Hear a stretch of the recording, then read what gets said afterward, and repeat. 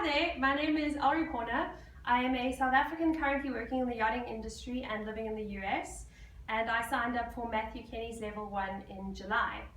Okay, just to answer a few questions.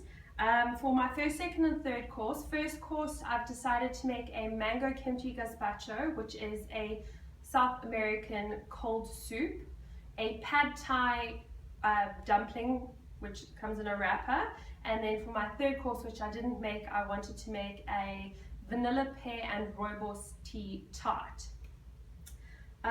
What inspired my menu is just the kimchi I found was amazing that we made during the course, and I wanted to use something that incorporated that again. And then mango, one of my favorite fruits, and the hot Floridian summer was a great idea to incorporate all of that into a very cold soup. My favorite meal of all time is pad thai, so I had to incorporate that into something. And then something from South Africa, rooibos tea is indigenous to South Africa. The leaves only grow in South Africa, so I wanted to do something dessert-wise that incorporated that. So what I've learned during the course and how my dishes reflect this is everything is so colorful just because it is fresh, hasn't been cooked, so all the colors are kept in all the recipes.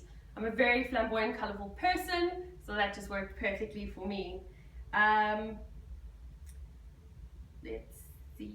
My most fun I had making was my pad thai dumpling, just because I got to play with different textures, again incorporate my favorite meal into something, and then try and make the wrapper, which didn't work out the first time, but I managed to perfect that. What I learned through the recipe testing process was that you cannot just change ingredients and expect it to work. You can't just change one for one. You've got to take consistency into consideration, water or moisture content, and go from there and incorporate that into your recipe. Something I would do differently next time is you'll see when you mark my exam, is that I made the dumpling wrappers green. I'd like to play with colors next time, maybe use red cabbage, beetroot, peppers, just to get a different color and just make it more colorful dish. Okay, so what I'm going to show you now is I'm actually going to plate my mango kimchi gazpacho for you. So I've got everything ready, my mise en place is ready. I've already blended my tomato and my kimchi in here. In the glass over here I have my orange juice, mango, cilantro, olive oil, salt and pepper. I've got the tomato sunflower cracker bread there, and then to garnish I've got a little extra kimchi sauce and then just a few garnishes. Okay, what I'm going to use to plate, this might seem very strange, is a pan. I love plating my food into pans, especially something like hot soup, because people always want to lift the bowl to get the last little bit of soup out. So I found that instead of burning your hands, if you plate it into something different, like a pan with a handle, it just makes the process easier. I just wanted to follow that through by doing it at my gazpacho in that as well. Okay, so I've got my pan over here. I've used cookie cutters just because it is a thick soup. I didn't need, it actually worked perfectly with the cookie cutters. So how I will start this is place my cookie cutters.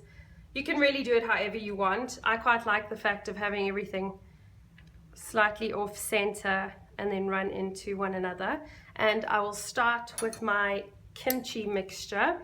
Just give that a good stir.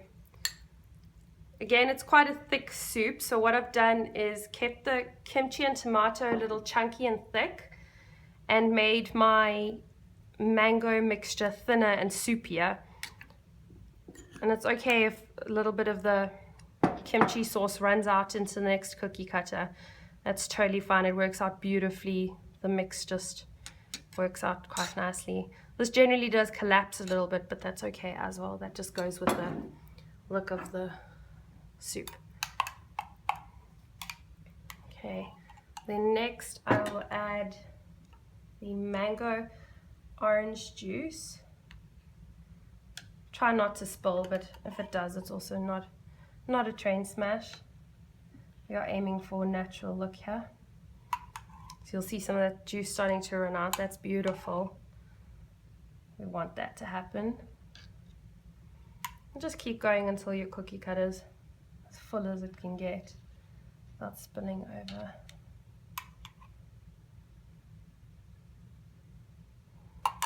I'm just going to take a little bit of that out.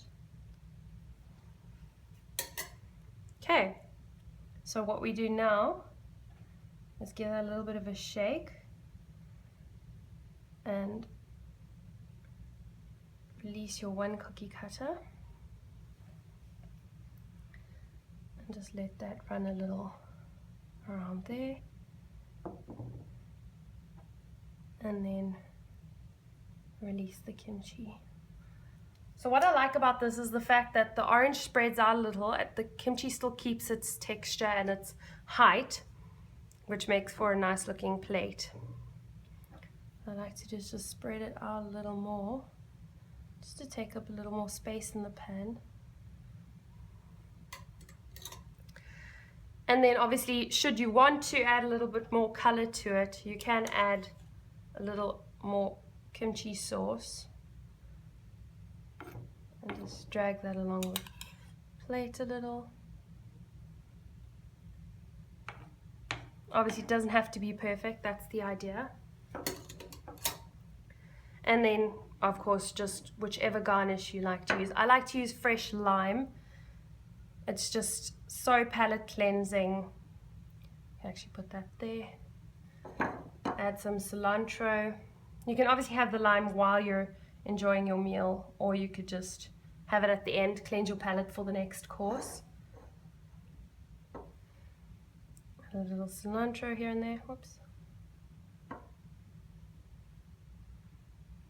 Obviously, we like plating in odd numbers, as we learned throughout the course. And then again, whatever you really like. I like the colors of these edible flowers. They're absolutely beautiful.